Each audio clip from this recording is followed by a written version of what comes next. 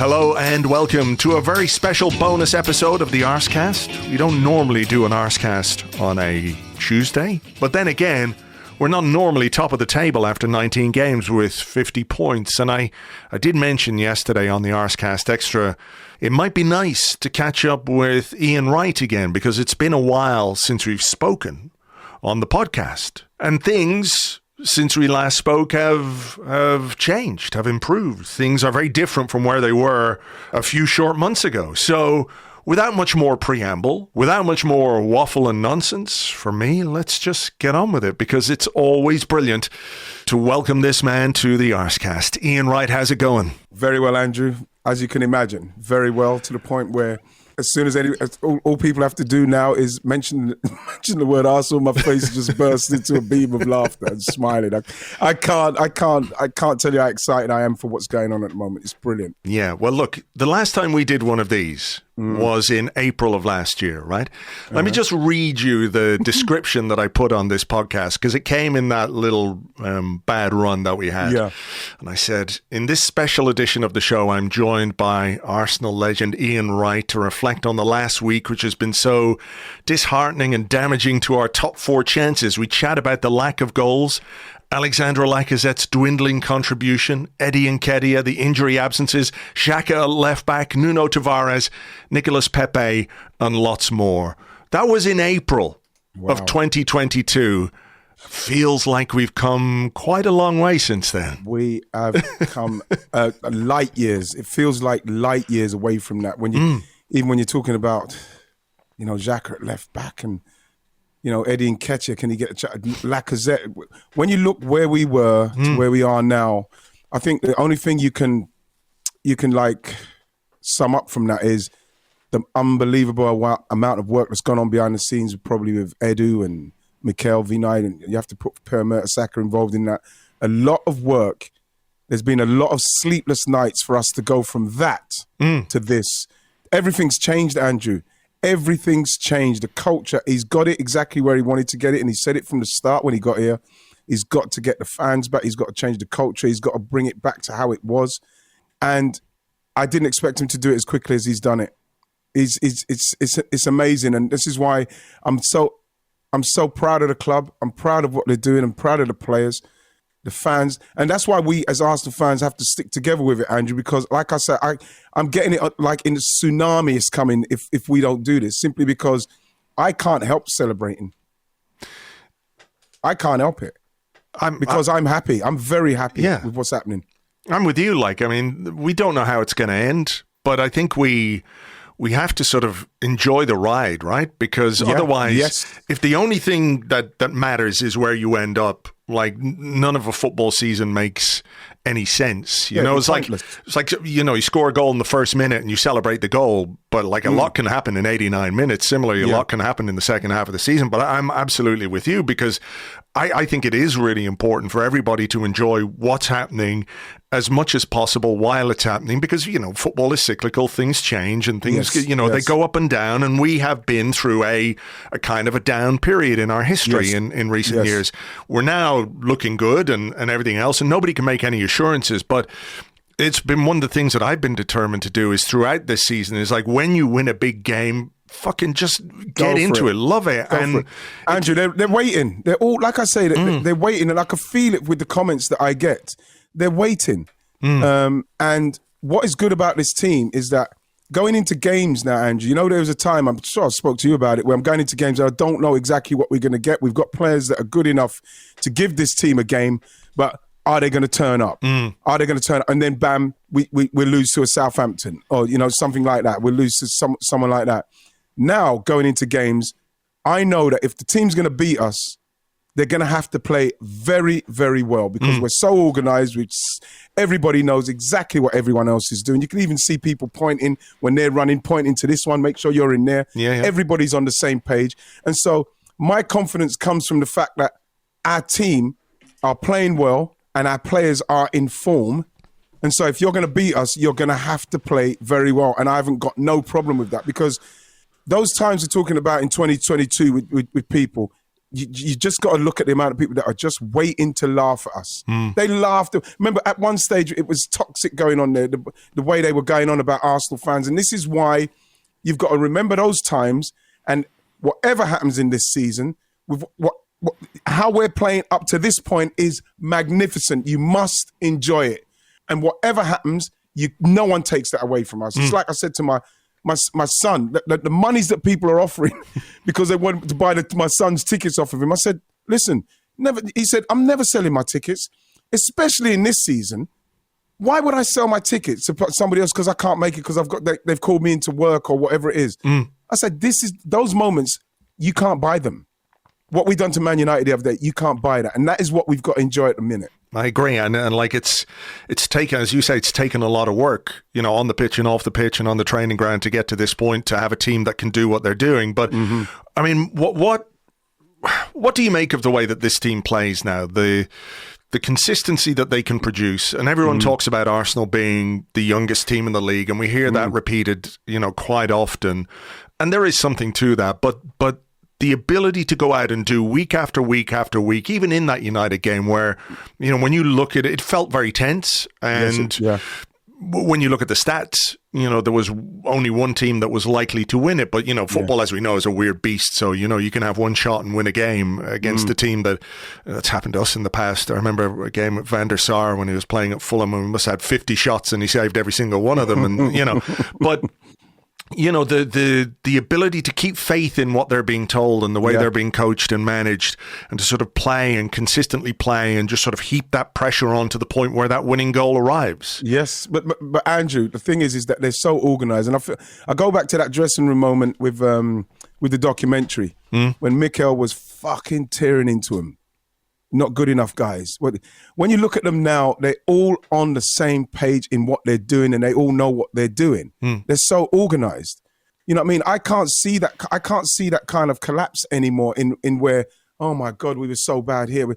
Everybody knows what our goalkeeper, if it really comes on top like it did against Spurs, and Spurs got them two chances. He made some unbelievable saves. People are playing well in the formation. Everybody understands what they're doing.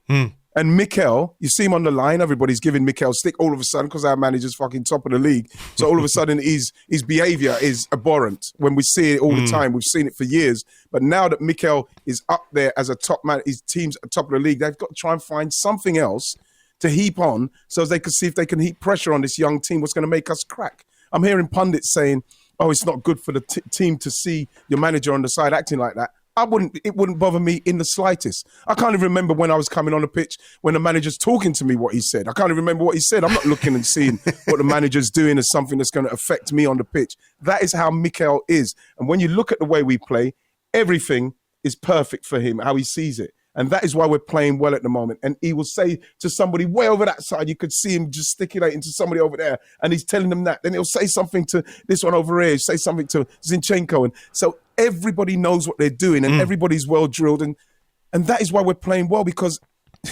you look at what Zinchenko was doing against Man United. It was like the free roll.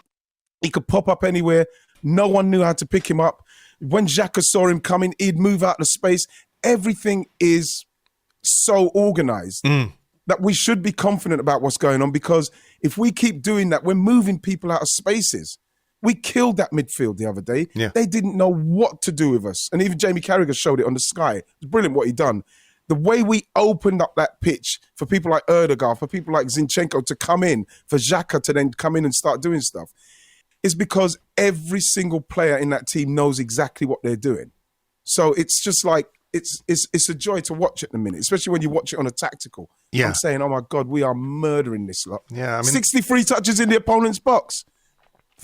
I mean, that's unbelievable. There's a fluidity, isn't there, about the way that they play? Like you mentioned it, and I think they showed it maybe on Sky on Sunday as well, that even someone like Granit Xhaka, who picked up a ball, moved into midfield, created space, and like maybe in the past, Granit Xhaka's movement was not considered, his biggest asset, but where he's playing and how he's playing within this system, as you say, people are moving in and filling in the gaps, and the quality we have, the technical quality on top of that, I think is really, really impressive as well, isn't it? Because I said this to somebody the other day, Zinchenko, what he's brought to this team, I can't quite get my head around it. I can't get my head around the fact that Man City sold him, given he was this good. Because I knew 26, Andrew. It's crazy. I knew he was good, but I didn't know he was this good. And if you go back to some of our left back issues, right? I'm not being dismissive in any way about Kieran Tierney, because I think he's a great player. I think he really is. And when he came in, we were like, oh God, at last, a proper left back. And now we've got somebody who has taken it to a different level, plays it in a completely different way, but it fits so well with this team. It's just so impressive. I'll tell you what. When at the start of the season, I went to the training center what they had at Adidas, Andrew, and I remember us. So you're standing around. Obviously, the guys are doing the training, and then I was just speaking to Pricey, photographer, and the security team. And I remember, the security team have been around for a while, Pricey, but Pricey, how long Pricey's been there. Yeah. And me and Pricey are standing at the side and we're watching them. And Pricey said, listen, it's very easy to say because of how much I love this club, but something's happening. I can feel it. And I'll tell you why they understand that something's happening, because even the security guy I was speaking to, a lovely guy, he's been there for a few years now with these guys, Scouser as well, to be honest. And he was talking about demeanor, the way people are, how they're acting. Those kind of things are the things that Mikel puts maximum amount of attention into, how you are, how you're approaching things, how you're going about your business. And they said to me, both them, Stu and the security guard, it's very different. It feels different. And the way we've played, obviously we started the season and we hadn't played hardly anybody. And that's what people are saying. Yeah, well, we'll see when you play this one. We'll see when you play that one. But the attitude and the way we've played has been exactly the same. Only the intensity rises or falls off depending on where we are in the game. But we are all on the same page, doing the same thing, putting these teams away. And the next level, when we go to the next level, we'll see what happens when you play against this lot. We'll see what happens when you play against that lot. And what we've done when we played against this lot and that lot is gone to another level against them, because everybody knows what they're doing. And everybody, in the way that their minds are working at the moment, and especially last season with the Newcastle and Tottenham games where we could have won them and got into the Champions League and we fell off and people laughed at us. I think that has played a massive part in what's fucking going on now, because they know. They know now what was at stake. And now you've got Zinchenko and Jesus and Martin Odegaard in the dressing room, players who know what it's like to be in these kind of dressing rooms, that there's pressure. And that's why you look at Eddie and you look at Bukayo's interviews after the game the other day. It was a joy to watch. You're talking about excitement and maturity in that interview, and it was brilliant to watch. I'm so proud of them, and that's where we are, Andrew. And that is why, without being getting too excited, I'm confident and excited because of what this team may be able to achieve in how they're moving at the moment, how they're operating. I was laughing because my next question was going to be about last season and the end and the way it finished in disappointment, missing out on the top four. And look, I can never make a good case for why finishing behind Tottenham is good, so I'm not going to go there, right? But what I mean is that there are building blocks to a team. There are things which kind of form the DNA of a team, if you like, and disappointment and pain and making sure that something like that doesn't happen again is really I think it's an important part. I mean, you can't necessarily go out and buy it, but there are disappointments in your career or in the lifespan of a team that then go on to inspire you to do something else the next season. Like, for example, I've said this before, I don't think Arsenal go invincible in 2003, 2004 if we don't lose out on the title the previous season the way we did, right at the end there with the Leeds game and Bolton and all that kind of stuff. I really feel like that created a sort of a pain that they did not want to be replicated. It gives you something to go away in the summer and think about. Yeah. That's what it does. In respects of that kind of, because I was so disappointed for the team when we missed out last season on the fourth, because, and like I say, people loved it. They reveled in the fact that, look at you, bottled it at the end with our young team. And what our young team is doing now, which I'm seeing people talk about with the youngest squad in the Premier League and that, is we're showing a maturity and an intensity and a quality that, you're starting to hear them talking about us. Like, hearing Roy Keane, Jamie Carragher, Gary Neville. Now they're realizing and they're talking about us in a way of respect. Respect, because those players know what you have to be to do what you're doing right now. Right? And we've still got a long way of the season to go. And I can't wait till we get to a place in the season where we haven't and we're still doing what we're doing, so as we can stop saying we've still got a long way to go in the season, because that's what everybody, I'm meeting people on the street saying it to me. Yeah, there's still a long way to go in the season. And I said, yes, I know that. But at the moment, my team's playing well. It's a bit of a safety net, though, isn't it? To say, well, this is great, but still a long way to go. Nobody wants to get ahead of themselves. Andrew, people are saying, well, we'll see what happens when you lose Zinchenko and Jesus. We've lost them. We lost Zinchenko for a while. We've lost Jesus for a while. And so that argument's quietened down, which is fine, because people have come in and they've contributed. And that, obviously we're gonna speak about Eddie, which is I'm absolutely delighted for. But again, all the questions that are being asked of Arsenal at the moment are being answered. So now, probably it's the one now with, your manager got booked. What do you think about that? I don't give a flying. I don't give a flying.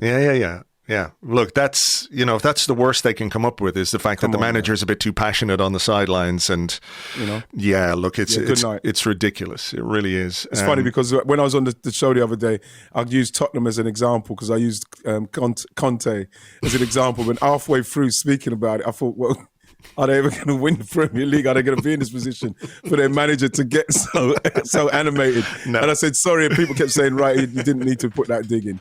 So I'm sorry. No, if there's any Tottenham fans listening. No, there aren't. And don't ever apologise for that. See, this is the place to say that. This is exactly it. It. Let's talk Eddie then, because, on that podcast we did a year ago, I'm going to paraphrase, but there was a measure of frustration on your part about, Eddie. And at that point, he wasn't starting games, but he was getting cameos. He was getting 15 minutes, 20 minutes here and there, and it wasn't quite coming off. Wasn't seeing it. You weren't seeing it, and I don't think you were alone in that. But he did talk about how, like he said, give me a run of games. And if I don't score in that run of games, then, I'll hold my hands up and say, that's it. Yeah. He backed himself to score in that run of games.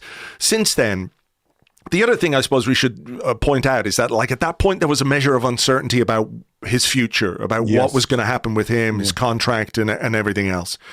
So here we are, less than 12 months later. What is your assessment of Eddie Nketiah this season, the Eddie Nketiah we saw at the end of last season, what he has contributed and what he is capable of contributing to this team? And, the opportunities that he's been given haven't been easy, because he came in at the end of last season when Lacazette couldn't score, and it was like, well, this is almost like a bit of a Hail Mary, because you're the last guy we have. Yes. You know what it was, Andrew? Sorry to cut you. So you finished, Andrew? Sorry. Yeah, go. The thing is, Andrew, when I was looking at Eddie, and especially in the time with Lacazette and Aubameyang, when I think they scored 4 goals between them, Premier League, 2 each. It was something like that. And we're talking about Eddie as somebody who was in contract talks. He didn't know whether he was going to sign or not. And there was opportunities when 2 strikers, not one main striker, 2 strikers are playing so poorly and not contributing as much as they should have. And I was looking at Eddie as a young guy at a club of our stature, able to maybe come in and show some real grit and determination in trying to say, right, I'm taking over from here, guys, because you lot ain't doing it. And I saw him coming on in games, and it wasn't happening. He wasn't doing that, making those runs, getting into the places where you're thinking, oh yes, that's what Eddie does. Like when I watched him at Leeds, when I watched him in the Championship, getting into places where he could score goals. Maybe the ball coming off of him too easy. I was thinking with him, he's not recognizing the opportunity he's got right now. So when it all moved on, and end of the season, and he scored those goals, he scored the goals you'd expect him to score, and I was pleased for him because it builds confidence. So when we sign him, and then Jesus comes, when it all happens like that, Andrew, then I'm thinking to myself, right, now we're going to see, because he's now signed. He's got the big contract. He's signed. Now I want to see where the hunger comes from. How is he going to get himself to get into that team? Because Jesus will start, without changing his output at the moment, without recognizing the opportunity that you have. And something's happened, because even when you watch him in games, his link-up plays, he's energized, he's tackling back, you know what I mean? He's doing everything, he's scoring goals, and you think to yourself, he gets it. It's happened, something's happened. Whether that's training alongside Jesus, I think that what will happen when you're in the environment that Mikel has created, you can't help, especially when you've just signed a new 5-year contract, of tapping into that. You have to, because now you're in. And Mikel has obviously given him that chat where he's saying, you're my guy. Jesus is there, of course he is, but I want to sign you because I know what you're capable of. And right now, we're seeing it, especially with this game against United, Andrew. Against Tottenham, there was 2 chances. The one where Lloris got it all wrong and we kind of got that ball looped back over. Yeah. I thought Eddie should have took it first time with the left foot, just get it on target while it was in the air, while Lloris was moving. But he let it bounce and then he missed that one. And then there was the one that was late on where his touch didn't quite go right. Because let's face it, he ran himself into the ground that game. Didn't quite get his touch right. And then he missed that chance. And then people were saying, see, I knew it. Against this kind of opposition, you know what I mean? He doesn't quite do it. And I said, no. I think that he worked very hard. You know what I mean? In the moment, he made a couple of decisions that you think, well, I would have done that, Eddie. But against United, he was magnificent in every aspect of being a striker, to the point where you think the goals that he scored, you like to think the movement that he had is different. It's different from Jesus's, from what Jesus would do in that situation. Jesus may not even have been in the box for that cross, the way he plays and he's outside the box so much. Eddie's movement to lose Wan-Bissaka was brilliant, because Wan-Bissaka's meant to be a really good defender, but Eddie showed him up for that. And then the way he got himself in the box for the second goal, just to get that touch, is what Eddie brings. And to score against Man United, sorry, Andrew, to go on too long, score against Man United takes your confidence and your levels to another place. Well, that's what I was going to ask. That is why I'm afraid for defenses now, because the way he finished his second goal against Oxford, said to me, Eddie's somewhere else. He's got the swag. I'm not the guy they're going to take off unless I've scored a hat-trick and I've got to get a round of applause from the fans. The way he finished that one, Andrew, said to me, Eddie knows that he's the man right now. And those 2 goals against United will actually reaffirm that. Yeah. I mean, defenses are in trouble because Nketiah is in the room, you know? Absolutely. Eddie's in the room, bro. But I mean, I was going to ask you about that, because we did have a little bit of a chat after the Spurs game, and you were, I wish he'd scored, you know, against Tottenham, just because of what it gives you in a big game, what way it connects you with the fans. Takes you somewhere else, Andrew.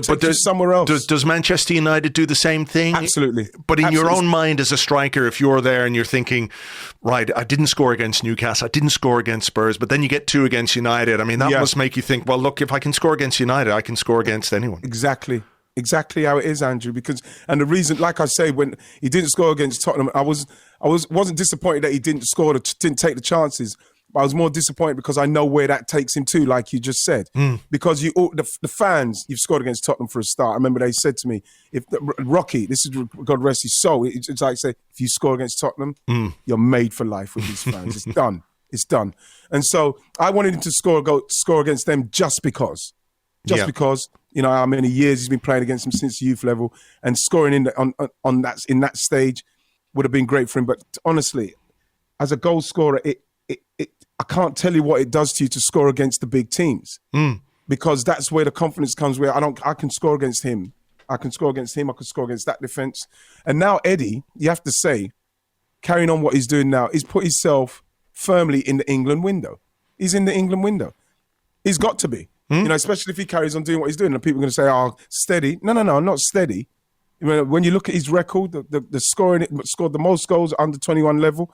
He's very, very adept to that kind of that level football at that level, and he's now he's playing in the first team at Arsenal. He's doing well. He's doing all the things that you need to do around being a striker: the link-up play, the stretching teams, the scoring goals. Where he's going to have to be in the conversation. Wow. Well, I mean, that is not something maybe we would have predicted 12 months ago. But then again, where Arsenal are right now is not necessarily something people would have predicted even at the start of the season. So it's another example of how football can surprise you. What do you make of the way that Arsenal reacted to the fact that Chelsea nicked Mudryk, and clearly he was a player that they really wanted, were willing to go pretty far for him. You know, there's potentially 32 games left to play between now and the end of May if Arsenal go the distance in the FA Cup and the Europa League. I think it's unlikely, but that on top of all the Premier League games, it's a lot of football. They have brought in Leandro Trossard, who played a big part in the winning goal against United. They brought in a Polish central defender. Would you like to see a little bit more in this month? I wouldn't mind, but as long as they're going to come in and they're going to be of that kind of Trossardy, Kivior, if that's how you pronounce it, I think it is. We're going to bring in that caliber of player that's coming in to bolster the squad, and hopefully they've got the mindset where, I'm coming in as a squad player. I know that because this 11's doing amazing, but I've got the capability of once I get in there to stay in there, and that's how our team's going to be pushed forward. But like with Mudryk, obviously I was very excited about that. It started to get into the realms in respect of the monies where it's going to start to knock us off our axis a bit in respect of what we're trying to do. He's obviously, to me, looks like the kind of guy that will fit into our group. And so I was a bit disappointed that we didn't get him, but I wasn't disappointed that Arsenal just went, well, okay, that's fine. Okay, he's gone there. You know what I mean? He's gone there for more money. I'm not going to blame him in that respect because he's somebody that's got a lot more going on around him personally and in his life that, we can't talk about how much money he wants to take for whatever reason. I'm not even going there, if I'm going to be totally honest. I was just disappointed that we weren't able to get him simply because of how good he is. But when you talk about getting Leandro Trossard, a 28-year-old, ready to be plugged in, came in against United, big club, and contributed, is exactly what we needed. So if we're losing out on Mudryk, and going to those levels of monies is we've missed out on that. Then I'm happy with what we've got in as the backup plan. Yeah, I'm very happy. I'm pleased with the way that Mikel and everybody just went, okay, we move again. Because let's not upset the apple cart, what we're going along the road with now with bumps in the road. Sure. So I'm quite pleased with the way that's gone. And I hope, like I say, Mudryk does well. Let me just very finally ask you this. As someone who was part of an Arsenal title-winning squad in 97, 98, can you remember the state of play after 19 games? Because now Arsenal are 19 games, top of the table with 50 points. Do you remember where Arsenal were after 19 games of that season? No, I can't remember. Do you want me to tell you? Yeah, tell me where we were. Sixth. We were sixth. Sixth with 33 points behind Leeds United, Liverpool, Chelsea and Blackburn. Manchester United were top of the table. With how many? 46 points. Wow. 13 points of a gap. So, I mean, on the one hand, it shows you that like even a big gap can be overcome. But what I wanted to ask you was, after Christmas... Yeah. And after, that run of games started... At what point did you guys in the dressing room start really believing that you had the momentum to actually go on and win a title? Because it was 6-7 years since Arsenal had won the league. I know it's a bigger gap now, but was that a conversation? Was there a point where you guys were looking at each other? I think Tony Adams is on record as saying it when we were. I think it started to pick up just towards the end of towards January time. We were doing okay. It was going okay. I remember Tony Adams when we was at can't remember what hotel we might have been at. We was getting ready for dinner and stuff like that. And Tony Adams just went into this speech about how this isn't over. You know what I mean? What we're capable of doing. I'm looking around in this dressing room and the players. Tony Adams had that speech in that time. And I think it's somewhere on record, Tony mentioning that he done this. And then it came down to, it was one of those situations where it came down to just believing how good we were. We went to a stage. Remember the time when Alex Ferguson said, yeah, well, we'll see how they go because they're going to have to win like every single game. And I remember watching that when we went back to training. No one said, right, we're going to win every single game, but you could see a steely determination about, we've got to try and prove this guy wrong. We've got to chase this lot down. And I remember I was injured at the time and I was traveling with the team, and honestly, the focus is not too dissimilar to when I see the interviews after the games. Everybody's on the same page. Somewhere along the line in the interview, you'll hear exactly what everybody else has been saying. And that's when you know that people are on the same page. And then we started to do it. It started to creep up. 1-0 here, 2-0 there, whatever it was.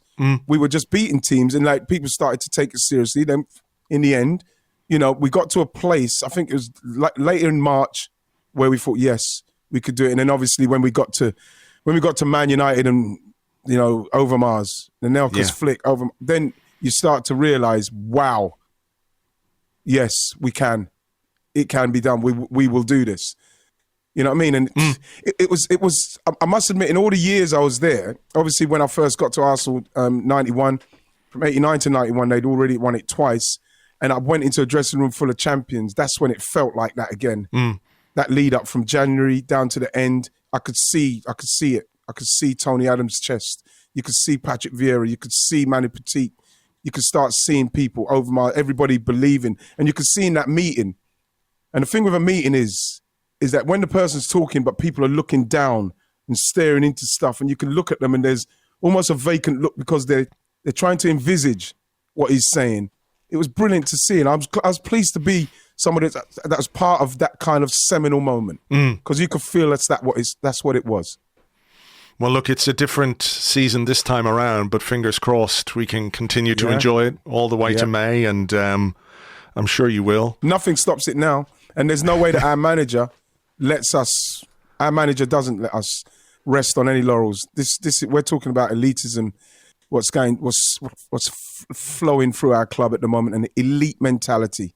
And so all I'm hoping is that we can just continue doing what we're doing, keep our fingers crossed. You know, no one deserves it more than us. That's true. No one deserves it more than us. No one laughs at a fan base more than ours. We're the fan base that they all want to be because we're amazing. So that's it. You know, fingers crossed for us, Ange. Fingers crossed for us. All right. Well, look, I have to let you go, but as ever, it's a pleasure to talk to you. We'll catch up soon. I hope, Ian Wright. Thank you very much. Thank you very much, Arsenal. Thank you very much, Andrew. I love you. Love you too, man.